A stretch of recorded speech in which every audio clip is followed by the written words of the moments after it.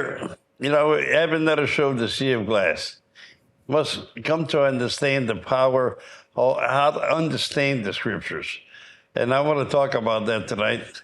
And we're still within my book. And we read from my own book. And because this book here has been translated into the scriptures.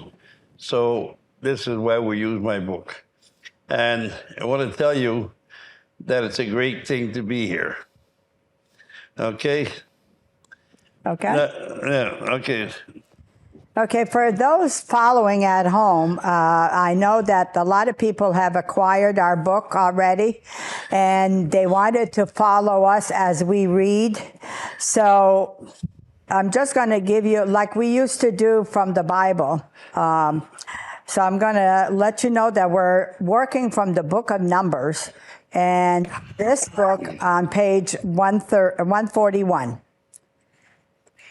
Okay. Now we are going to have a clear understanding of the Gershonites through the understanding of love, to carry the guilt of the guilty and the innocent in all crimes of passion. A man commits a crime of passion, and he has to suffer a penalty in prison where he cannot escape from the power to understand the Gershonites in the clan of the descendants of Aaron. The person who was never loved by mankind in your feelings would be so devastated to the fact that each criminal who is in prison for committing a crime understands the passion of their deeds and comes to understand their crimes and the value of the crime they have committed to be in the prison created by man and exhibited by men, or a person must reveal his soul and understand why he was in love in the world of men. You got to understand here, this is what I want to talk to you about tonight. How to understand the scriptures. Put yourself in the person that she's talking about there and try to understand his feelings here. You see, I understand the scriptures, the Amalekite or the Gershonites. The Gershonite, in a way that you have to understand the verb that's in the scriptures in order to understand it. So you got to really study the scriptures, understand what this guy is doing. There's a person that tried to find out why he's not loved. And there's a lot of them, a lot of people around that are not loved by other people. For some reason, it could be their appearance, it could be their speech problem, it could be all kinds of stuff. But these people out here, they have a very hard time to be loved by people. And this is how you improve yourself, by understanding the scriptures and get into the scriptures of the understanding that you see, when God wrote the Bible, he wrote it with all the symptoms of life. And there's a symptom of life for everything, and he put a name in there. So you got to understand that the power to understand the scriptures is to study the verb that's in the Bible. This is how you understand. Next thing you know, you're going to be able to understand why God write these words for, why God picked these things into understanding, because he wants you to understand that the verb is God. And every man that comes on earth that live in a verb of some kind of an understanding must be respected, because this is the way God has created mankind, with the verb. So we cannot all be smile and good and have a nice appearance and everything else. This is not what's important. It's important that you understand the person as the Lord has written about him, and understand why there's people that cannot be loved by anybody. They're probably homemade. They're probably people that are grumpy, people. There's all kinds of different things in the world that makes a person not be able to be loved by other people.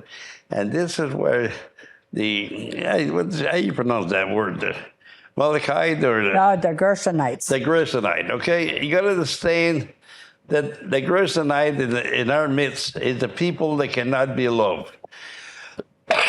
And what you do with that, you must understand how to understand them, and must go deep into the reading of the scriptures and bring this to life, because you are inside of you a person that wants to take. See, you take a subject like this and you stutter it inside yourself, and you begin to understand what the Lord is talking about. And this is how I understood the Bible. You understand the Bible with the sacrifice in it. You know, why can I love this person? Why is this person bothers me? It's because you did not make him understand the power of yourself, and you did not understood him that was in front of you.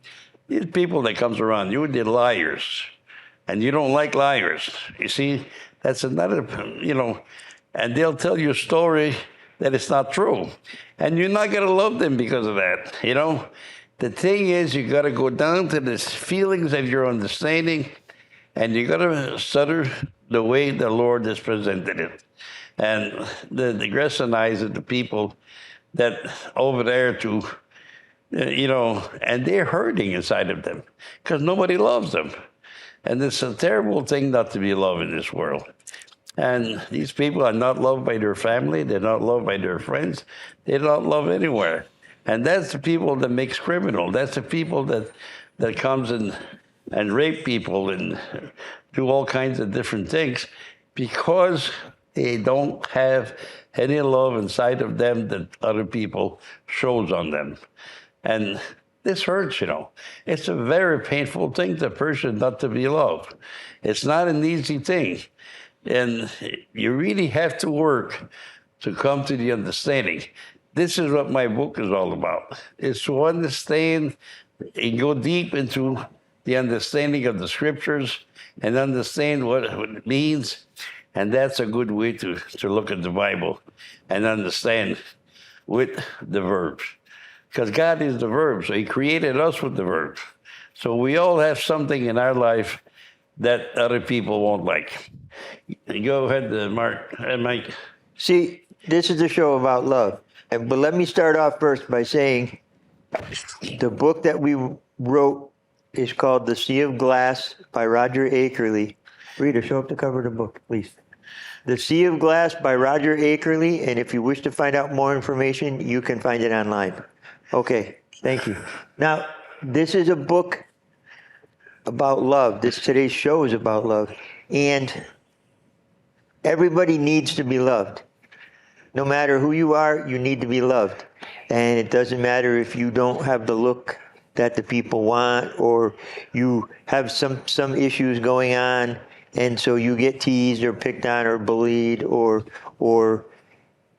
you get rejected. But everybody has feelings that they want to be loved, and they want to be accepted and felt like, okay, well, because they have feelings like you do.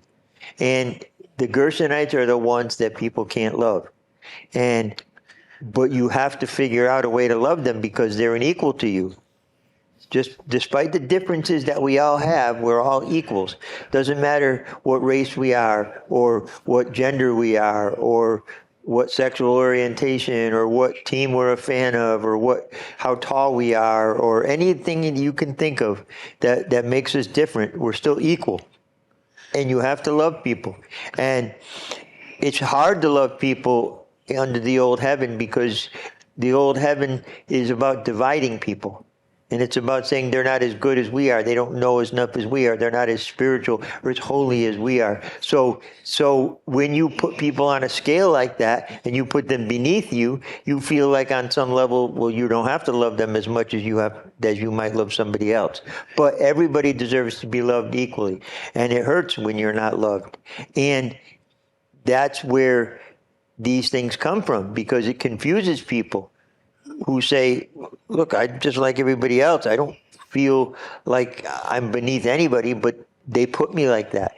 And then people will lash out, and that's where you have a lot of the stuff you have today. So if mankind can stop thinking of the world, and I know I say this all the time, but if mankind can stop thinking of the world as us and them, and start thinking of their fellow man as we, because we're all together, then a lot of this stuff that's going on that you see on the news all the time is going to go away, because people won't feel the need to do it, because they won't be treated as differently. And That's what's important to understand about love. That's what true love is. True love is if you can love those people that are hardest to love because they're different enough from you that you find it hard to love them because you can't understand what they're doing, where they're coming from. But if you can love them, that's what true love is about. And people don't feel the need to feel isolated and different and unloved. So that's what's going to bring people together. And to tear down those walls that separate us, we have to find out and speak out against and do what we can to inform people of what's causing that. This is what you must do once you realize it. And what's causing that is things like religion. False religion of the world divides because they don't unite like they claim to, because they say we're better and they're not better, and they wage wars over the whole thing. And this is the problem, because they're dividing, they're not uniting, which is a problem that I have with organized religion, and which is why it's against the truth as the Lord teaches it. And we're going to find out more as we go along. Go ahead, Rita. And I wanted to add to what Mike was saying. If every one of us looks back at our childhood, growing up, whatever circumstances that you were brought up in, a lot of us, I would say a good 95% of us, grew up feeling not wanted, not loved. So if everyone looks at themselves that way, you can understand how some people in society today feel. Okay, this is the power where God and man come together in the value of being punished for each crime. The trouble here is that society has committed a crime against the soul of the criminal and did not pay for that crime. That person is feeling inside his soul the guilt of his own sin. But the people who put them there are the Gershonites, where to them life has given them the freedom to live as they please. The power here is the restriction, where a man who is imprisoned has to pay a value of his own soul and the unhappiness of life. This is the time when you must understand the guilt of your physical self committing a crime, and your spirit is punishing you for that crime. You got to understand the power here to love. You know, love is about the hardest thing that you can deal with when it comes to scriptures and religion and everything else, because nobody seems to understand love. They call love something on a shelf somewhere, and they don't understand the real love that you have to commit yourself to understand people. Just tell them a little thing nice about themselves. And then I tell you, that's worth a big value over some people that you call good looking every day. Oh, he said, you're a good looking girl, a good looking guy. That don't mean nothing. What the great power is to tell a person that don't have those charms, that don't have the charms that everybody wants. You got to come to understand that the power to give a good compliment to a person that never had a compliment, it's 15 times more powerful than telling a person that's good looking and you know, and that person comes in and says, oh, geez, I'm so good looking. Yes, but try to understand, to give to the power. And you're going to say, well, I feel that I lie. No, that's not a lie. To tell a person his charms, to tell a person his way, and I do that in society all the time, because I think that people needs to be loved.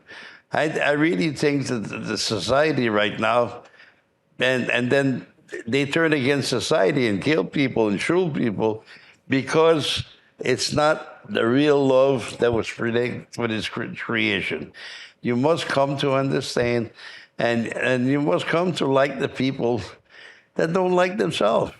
You know, you must make an effort inside of you to give to these people the greatest power of all is to be able to love themselves. That's the reason they commit crime to begin with, because they don't like themselves. And if you go there and give them the wrong answer, they're going to be hurt, so hurt, that they'll go on shooting people. You got to understand, that the government tells you, take all the guns away and that thing is be over. It's not going to work like that. It works in love. And if you cannot bring love to a situation of reality where the truth has to stand for, this is where it is. You find something good in somebody that's not like, you go by a table in the morning of having breakfast and you see a person there that's really distressed and all that, you give him a nice compliment. He had a beautiful smile for you because you said something that lights a lamp inside of him. And this is how love must work. Now, you don't have to lie now. You just tell them what you think. Me, I'm a person that like to look at people and find something good out of them. And that's the most important thing of all, because you're taking the aggressor eye, and put them in the middle of value. Once you take these people and put them in the middle of a value, they begin to feel good about themselves. A lot of these people that make those big disasters and shoot a lot of people are feeling like that. And each one of us, instead of getting rid of all the guns, get rid of these damn bad comments that you make on people, or you heard them with bigotry or anything. Get rid of it. Stop that bigotry and be kind to people that are there to love each one of us. Me, I love everybody. I don't have anybody in my heart that I can't love. And there's people in my life that, commit crime and all that, and I still love them. And I don't have to hate them. I don't have to sit somewhere else from where they are. I can sit with them anywhere because it's not important to me what they did. It's important to me what I did. That's the way it is in life. If you are a popular person, be kind and try to love other people as yourself. You see, the Bible was written for people as such. And you can see these scriptures, and that's why I wrote on them, because I want you to understand the other side of it. I don't want you to understand that this was not done because everybody's evil. That's not true. We all have goodness inside of us. You were created good and evil in each one of us. Why does a person turn to evil and the other person turn to good all the time? Because there's some of us that thinks that it's more important to promote someone than to put him down, Okay, read a little bit more, Rita, about that. Maybe Mike has something to add? Yeah. Well, I do, and see. Yeah, I'm sorry. That's all right. Yeah. We talk about love, and people will say, "Well, I know what love is." It takes you your whole life and many different years and years and thousands of years to really understand what love is. We still don't understand it, and we, as a race, have been around, as a species, have been around how many thousands and thousands of years? So, love is, like I said before, you have to love the people that you find to be hard to love. And if you say to yourself, well, I'm attracted to, women that are pretty and they have, big breasts, or I'm attracted to guys with big muscles, or they look nice, they could be a model or whatever. I can't go out with somebody who's overweight or is not in shape or doesn't have the look that the world right now thinks is attractive. You haven't mastered love if you can't get past that. And if you can't sit with somebody and you can't be seen with somebody because maybe they have a handicap, physical or mental handicap, or maybe there's something else going on with them and they have depression, or they don't look, maybe they dress the way you don't like, or whatever. And you haven't mastered love if you say, I can't sit with them and eat with them and talk with them and share a cup of coffee or whatever with them. And I can't be in a relationship with them and I can't be friends with them. These are the things we're talking about. They're just like you are, but they're just different. They have feelings just like you are, and they get angry when they're mad, and they get hurt if you hurt them, and they get sad and they're happy just like you are, and I am, and Rita is, and everybody is. And the thing is, So you have to be able to love them. Now, it doesn't mean that you have to sit and talk with every single person. It means, can you sit and talk with somebody like that and not worry about and say, well, that's not for me. No, these are the things that are important, and this is part of what mastering love is. And you see too many times that people aren't included because they exclude people instead of include people. And this is the thing that makes people sad, because they don't understand. They're living by their feelings, just like you are most of the time. And they say, well, I don't understand why I'm getting rejected. Why is it that somebody else gets all the attention? These kind of people get all the attention, and people like me get none of the attention. Well, that's why. And if you search your heart and say, I've been rejecting people and not accepting people, you're part of the problem. But we don't generally look at it that way, and we look at other people and say, look how crazy they are. They go and shoot up a place, or they go and drive their vehicle into a crowd, or they go and on some kind of a mass murder or whatever. It's society that makes these people, okay? Because people do and say from what they choose to believe in, but it's also the society around them that affects that. And that's why you should say to people, you can find nice things to say about people, and instead of rejecting them. And it's better for people. It's better for all of us that way, because that's part of uniting people instead of dividing people. And again, like I said earlier, this is the problem. The problem all goes back to everything that divides us from each other instead of unites us. And it happens in religion, and it happens in politics, and it happens in just about any subject in life. People will find a reason to divide ourselves from others instead of uniting us together. And that's what's causing this problem. Go ahead, Rita, read some more. Understand well that there's a guilt inside your soul where you lost your animal being, and now you have to pay with your spirit, because you allowed your animal to lose in the passion of the dream that was unclean. You can blame whatever side you want to, but at the center of intelligence, you are guilty of the physical crime, and you have to fix your physical crime with some of your spiritual value. You have to stay by your side, inside your soul, in the prison where you have to pay equally to what you have done. The person who is being punished in this world must understand his punishment is not for only this life and the sacrifice of this life, but in the time to come, where you will not commit crimes of the same passion. This is because the Lord has punished you here and now and took your restrictions away from you, because you have let your animal live free in the wild. And now you must restrict your animal from the punishment, even though society did not like or love you. Society just tried to bring you back to reality, where you would have another chance of the resurrection of the soul. This is where society is guilty here, because they take your whole life in exchange for prison time for this crime of passion. But you and that individual and the feelings that you live in are all Gershonites, where your heart is full of guilt, and you cannot understand why the Lord has punished you so much. You got to come to this. Is beautiful, I tell you. I wrote it, and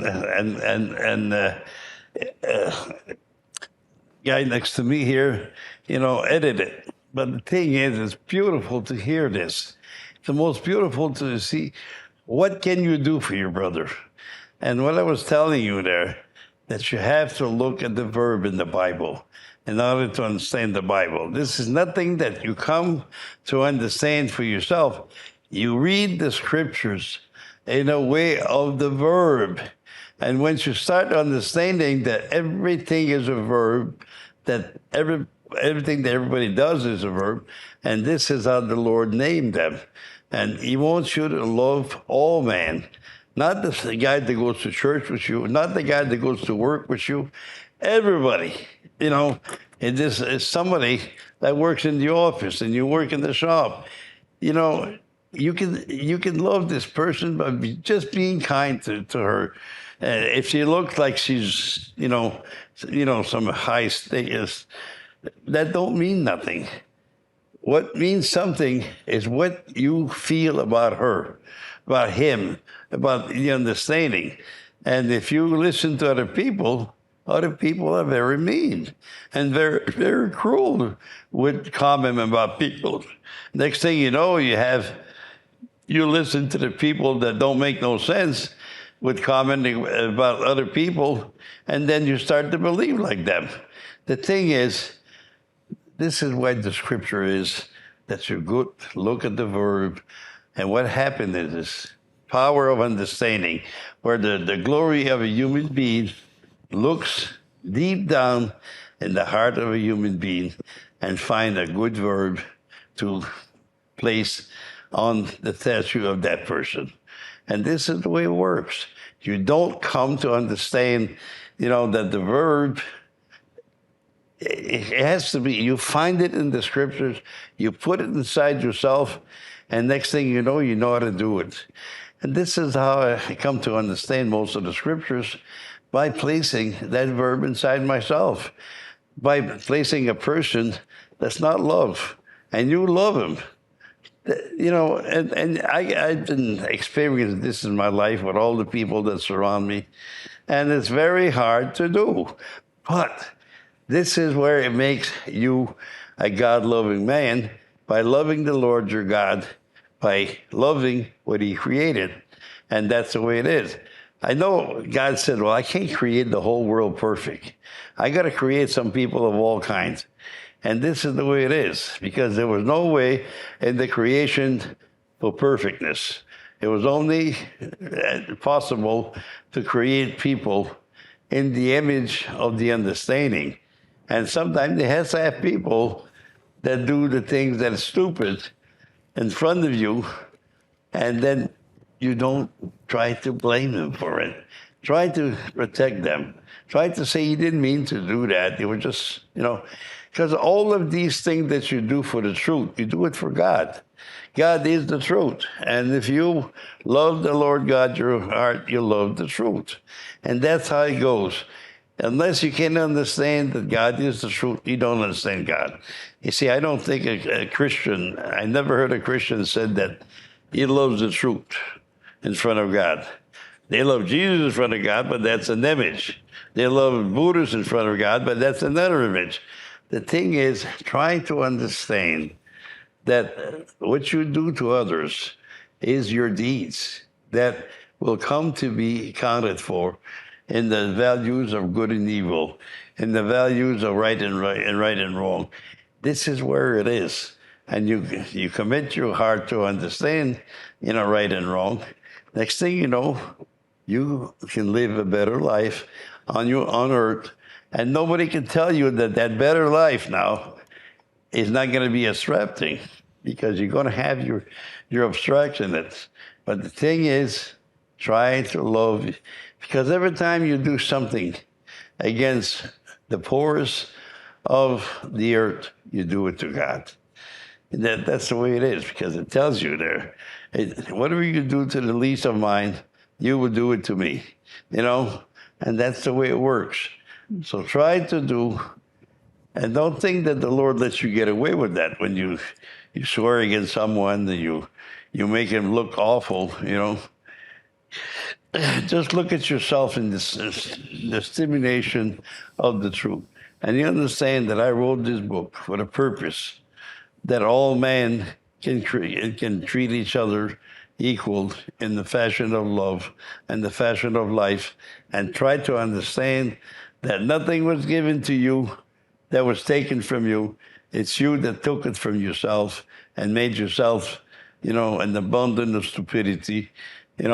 You come back to your senses, come back to the reality of the truth, come back to all these things, the common sense of it, and then you find yourself there, right there, in the middle of all. Right? See, we talk about the mind versus the spirit. You're living in the mind or living in the spirit. Now, this is what we mean when we say that. And I know we've said it before, but I don't think I could say it enough times because not enough people are in this world. Almost nobody is actually doing it. But when you think of the mind, and we always say the mind works and the mind deals with loss and gain. And that's very true. So when you think of the mind, you think of, say you're an inventor or you're a scientist and you discover things. That's through loss and gain. And you say, well, if I do this, this will happen. And if I do that, that will happen. And sometimes it's for the better and sometimes it's not for the better, it's for the worse. And that's how the mind works. The mind works with great inventors and scientists and technology and engineering and all that, but it also works in your life too, where you say, well, if I go and spend all my money at the casino, I don't have money to pay my bills, this is what's going to happen. Or, you know, if I decide not to get up and I'm going to be late for work, I'm late for work enough times, this is what's going to happen. I mean, it works on both sides, and it's necessary to have the mind that works that way. Because the mind deals with loss and gain, and it's in the physical world, we need to have loss and gain because it helps us understand the physical world around us. Now, we talk about the spiritual world. When you understand what the spirit doesn't think in terms of loss and gain. The spirit is unconditional, and the spirit just knows its feelings, and the spirit knows love, and the spirit knows anger, and the spirit knows sadness, and the spirit knows joy and happiness, and it's unconditional. It doesn't think about what I'm going to lose and what I'm going to gain from that. So that's why the best way I can explain it at the moment is when you build your house, which is the life you live based on what you believe in, you want to build your house on a strong foundation.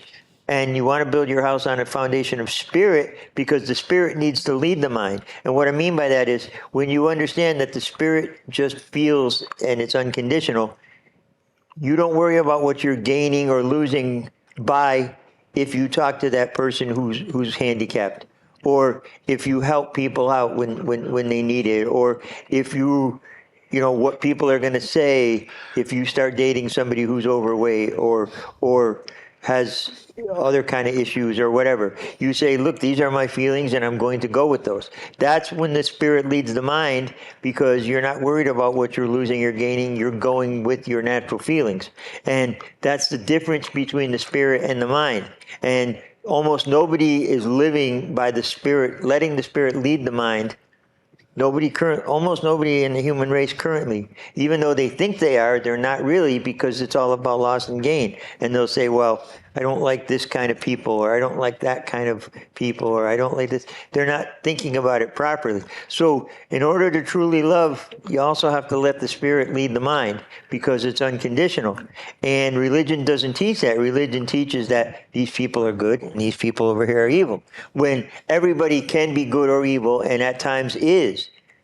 And so therefore people aren't evil people. And there's not people that are only good. When you hear people say, well, they're a good person and they would never do anything, you don't know. You're not with them 24/7 and you're not inside their heart. So you don't know the things that they believe in and the things that they do.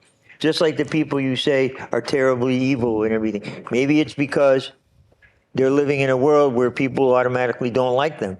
And so they figure they have nothing to lose because no matter where I go, somebody puts me down.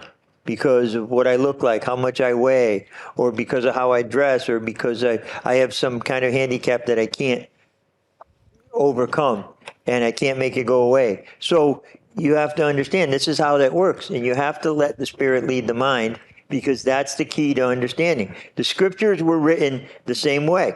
The scriptures were written, many people look at the scriptures, and just about every organized religion looks at the scriptures from the physical standpoint, and they say, well, Jesus physically walked on water. Jesus was a man physical man who physically walked on water. Or there was a physical ark and a physical flood and all these animals and everything. Now, these are physical lessons to help you understand the spiritual meaning behind it, which is deeper and which should be the foundation. So when you understand that Jesus represents common sense and water represents reality, then you look at it and you say, okay, it's not Jesus physically walked on water. It's common sense walks on reality. And what that means is that when you understand with common sense, you're on top of the reality of life. You can understand the reality of life. You can walk on it without falling and drowning in the reality that you don't understand. So that's how that all works. They're physical examples, just like the parables themselves of Jesus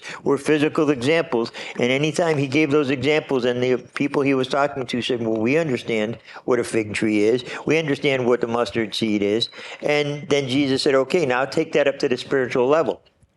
Jesus taught in parables with physical examples because people hadn't developed their spirit. And if he gave you directly in spirit, at the time you would say, I don't understand. It's too deep for me. I don't understand. So it had to be explained more or less in baby terms. And that was what people could understand. So he explained it with a physical lesson the mind could understand. And he said, you have to bring it to the level of the spirit. Understand that this is really a spiritual lesson, even though it's with a physical example. And that's how you're going to come to understand. And if you can find me a religion on this earth right now, a man-made organized religion that's teaching from the spirit, because there really is none. I can't find one. So that's what's important to understand about this, is you have to build your house on the strong foundation of spirit. Let the spirit lead the mind, and you can come to understand. And at that point, when you talk to the Lord yourself inside your heart, which is where you should be talking to the Lord, you don't need to go to a church or a temple or talk to a rabbi or a priest or a minister, because you're supposed to understand this yourself, and you will understand it directly from the Lord, so then you know that it's accurate and true. And we're going to hear more. Go ahead, Rita. Try to understand your clans that were not loved by society because you didn't look right to them. You were not a favorite one, or because you did not have the clan to be loved. That's why the Lord made you come to the clan of Levi in the great power of the tribe of Israel. Remember that the Lord punishes those who are not loved by society for the salvation of their own soul, but do not despair. Your clan comes from Levi, the most valuable son of Jacob. Remember that your grandmother, Leah, or his grandmother, was not loved by Jacob, and that is why you became the children of Leah, the wife that Jacob did not love. But you were committed to live life, and the Lord has not forgotten you because of your clan in the family of Jacob. You have to understand, this is the way the Bible was written. You really have to go back inside your soul and look at the scriptures. Because the tribe of Israel is to be able for you to understand different type of people. And that's the way it is in the world today.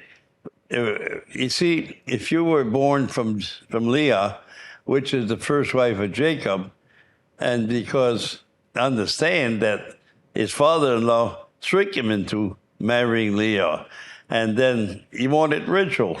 But everybody wants somebody that's good looking, and it's nice, and it's perfect. And you reject those by doing that, those that love to be loved like everybody else. So you come to an understanding here between what is the right way to love people and the wrong way to love people. If you fall in love with a beautiful woman and she betrayed you, you're going to feel betrayed. And there's a lot of people are divorced today, and they were betrayed by this woman that they thought was the world, and could never do nothing wrong.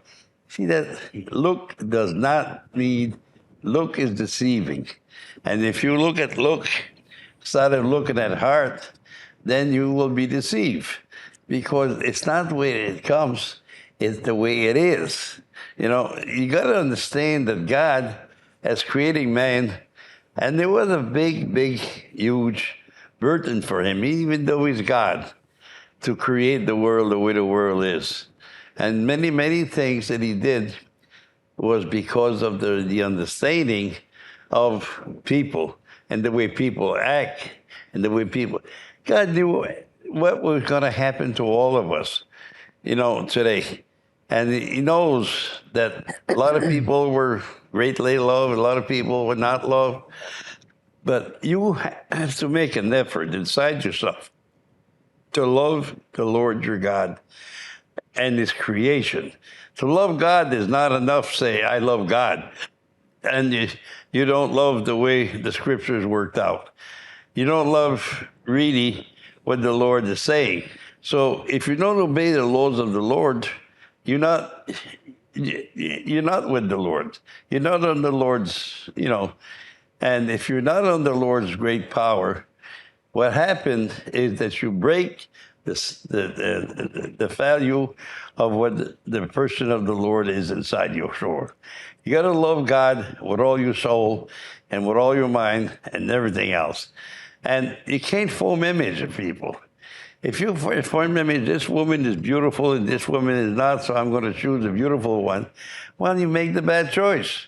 You got to understand that a lot of people, I got to love this person because she has all the good, the good germ to love. The great charm to love, and that's the way it is. And you got to come to the understanding that this is the creation of the Lord. And the Lord made this creation for the purpose of happiness. And then you look at the world and you see nobody that's happy. Why? Because nobody follow the Lord and his wisdom. So you got to come to understand that the Lord's wisdom is to be able to understand that everything that the world is written. And when I studied the Bible, and I spend my life on the Bible, I try to understand the verb and see what make people so stupid and so ignorant. Because they live with their little mind, that little mind of them, and they see a beautiful woman, and they think she's the world's greatest thing, and that woman will satisfy them in life. That's not the way it is. You're better off to love everybody. You see, marriage is not going to stay no more. Marriage is not clean. So you're going to live in a life in the new world where people will not get married. There won't be no marriage. And there won't be people marrying people because they're in love with them. You're going to marry people because they satisfied you with everything that they are. That's the way it's going to be in the future. And I don't think that a man should sell his soul to a woman or a man or anything else. I think that you should be free and try to understand the freedom of the heart, to love everybody as the greatest part of yourself. Okay, Mike. See, up to now in this show, we've been talking about, and I mentioned, okay, the people that are hard to love and the people that have been rejected. Now, the thing is, I also said that we're all equal. And that means that you and we've all at some point in our life been rejected and have been hard to love in certain situations. You may look pretty and have the look that the people like, physical beauty, but maybe you don't have intelligence. So those women that they say look really pretty, but they're not really intelligent, they call them airheads sometimes and everything. So they've been rejected. They have the look, but they've been rejected. Or you have somebody that is smart, but maybe they don't have a lot of money. So they say, well, I reject you because you don't have a lot of money, you're poor. So every one of us have been accepted in some way, but also rejected in some way. And the thing is, that's the part that tells you that if you understand the times when you yourself have been rejected, you already know what it's like to be rejected. So therefore, you almost have no business rejecting others because you know what it's like. And it didn't feel very good when you've been rejected. So that's why it's not a good idea. You already have the lesson, but you don't learn it. And a lot of it is because you're not told that, okay, this is how it works. Religions of the world don't tell you that. They tell you just accept Jesus as your Savior and you're saved. Or they tell you go take a little piece of bread in your mouth and go confess what are supposed to be sins to a priest and they're forgiven and then you're clean again. But you're not really clean again because you didn't understand what you did and why you did it and why it is or isn't a good idea to do. So you're just going through the motions. It's like getting lucky. It's like pulling the lever on a slot machine and three cherries come up and you win some money and it's just luck. And the thing is, but you don't really understand why you did what you did and why it works and why it doesn't work. But when you do, you realize, okay, I might want more of this because now I have an idea of what works and what doesn't work. That's why they say, and it's cliched, but the definition of insanity is you do the same thing over and over again, and each time you expect a different result. And it's because you don't understand what you're doing and why you're not getting a different result. So it drives you crazy because you're trying for something that's never going to happen. But when you understand what you're doing and why you're doing it, then you can say, okay, this is not going to work. I need to change something so that the next time I do it, I can get a little better and a little better and a little better, and I can get closer to making these things work because you understand what works and what doesn't work. It's not about, well, you just accept Jesus as your Savior and you're saved. Or you just say a prayer that you've said a zillion times in your life, or say the rosary. No, this is image. These are graven images, and this is idol worship. And it's forbidden by the Lord. And so you don't really worship the true God of Abraham, Jacob, and Isaac. You're worshiping a false God in that point. And that's the part in scriptures where it says, you call out to me. The Lord says, you call out to me, and I say, I don't know who you are. Because you've been worshiping a false God this whole time. So you ask the Lord for help when you're in deep trouble, and the Lord's going to go, I don't know who you are.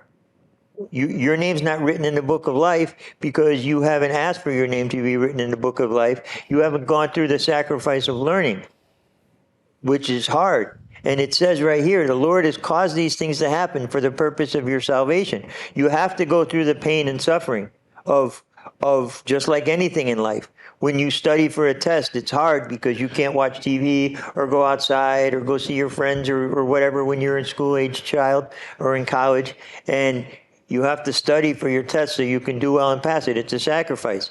If you want to get in shape, it's a sacrifice of watching what you eat and exercising and getting enough sleep and drinking enough water and everything. It's a sacrifice. So this is the sacrifice that you go through, is the pain and the suffering while you're learning what works and what doesn't work.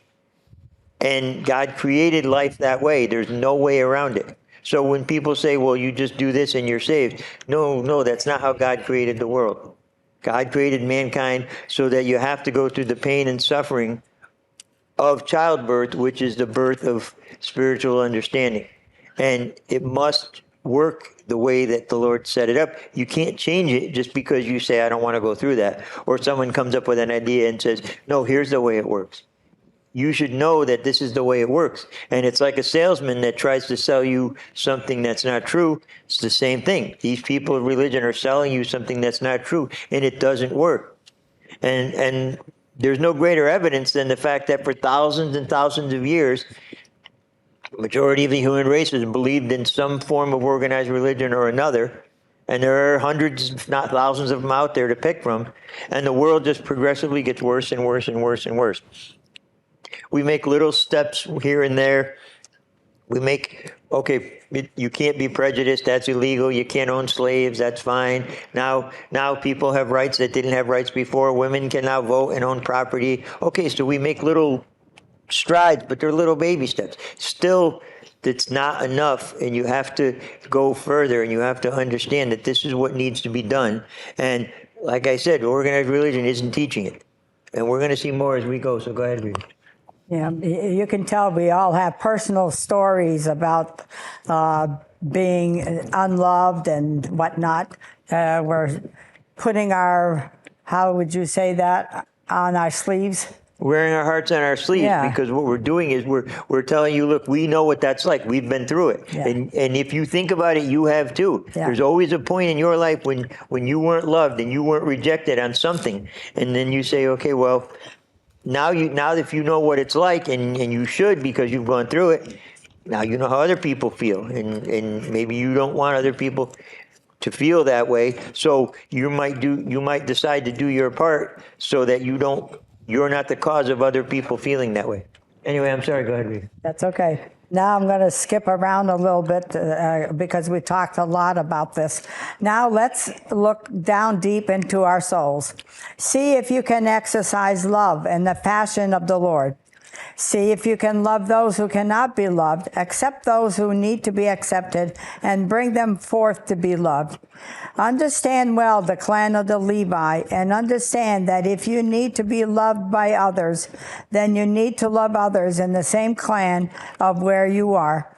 If you are good looking and are popular with others, more will be asked of you to love those who are hard to love in the same clan that you want to be loved. This is because you come from the same recipe of those who cannot be loved.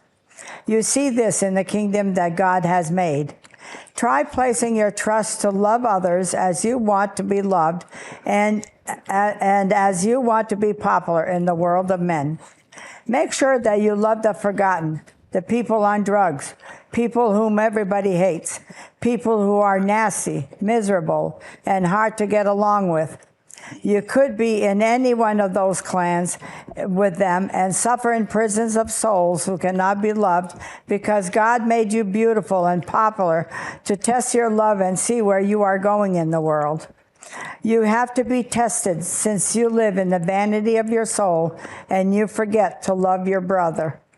You got to understand here that the worst thing you can do in this world, think of yourself as a good person above everybody else. You know, if you can't come down to love people as people want to be loved, they want to be loved in the simple things in life. They want to be accepted.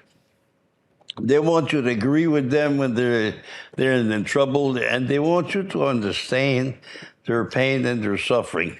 In order for you to become a better person, you have to let these people get ahead of you, and being good above them will not work. Just show them the simple thing inside of you. You fail in many ways because that's what life is all about. If life was just a big, huge success of everything that you do, then it would be part of the understanding of this great power. But to love one another is the greatest gift that you can do. There's no other greatest. You know, and then to love God as yourself, to love your brothers as yourself, you got to connect those three things together because everybody was created by God. Everybody was created to understand the Lord God of heaven and live in the passion of your feelings. You know, try to work with your feelings. When you see someone that looks awful, don't look at them as awful. You have to change some of your feeling inside of you, except sometimes they may have a bad haircut. They may have an afro and look terrible. But don't feel that way. Just love them as they are. You don't have to tell them that their hairdo don't do nothing for them. That's not the greatest power of all. The greatest power of all is to look at them as they're equal people to you. You see, what happened to this world and why people are really trying to hurt one another and shooting people, they just want to be heard. They just want themselves to be heard by someone. And everybody goes and say, well, no, I can't love him. You know, he's got all these faults that I don't like. Yeah. Anyway, we got a few more minutes there to finish the show. And you got to understand that this is what it is, to love people that are harder to love. I give it to Mike. See, it just said, Rita just said a little bit ago, you know, if you have a look that's beautiful to the world and you're attractive in the way that the world thinks, you more will be asked of you. That's because if you're born into that kind of privilege where you're born into money or you're born into that you have this look and everything, then what happens is you didn't have to work for what you're getting. here. So it's more is asked of you. It's a harder road for you. People think of it backwards usually and think, well, it's easy because I've already got this part beat, but you didn't learn anything. So it's actually harder because it's harder for you to learn something when you don't have to struggle to get it. And that's the thing that we're trying to help everybody understand, that you have to work and struggle and go through the sacrifice, because that's the only way there's any value in what you've gained, is if you work hard and struggle to get it. And that's the key of this show, and that's part of the understanding of love itself. And if Rita has anything else to add before we're done, please go ahead. I think that's it. Anyway, this is the end of the show, and we wish you all the best of love. Again, it's The Sea of Glass by Roger Akerley, and you can find information online about it. And thank you very much for tuning in, and we will see you on the next show.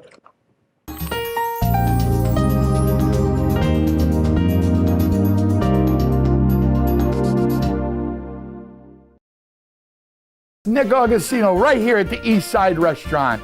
We always have the complete full dinner menu. Knockwurst, bratwurst, sauerbraten, potato pancakes, red cabbage, rice pudding, cream pies, all the desserts that Germany had to offer. I always do something different. Yes, I do. I brought seafood to the beer garden at the East Side Restaurant. East Side Restaurant, your German destination restaurant in Connecticut. Tiki-taka, hoy, hoy, hoy!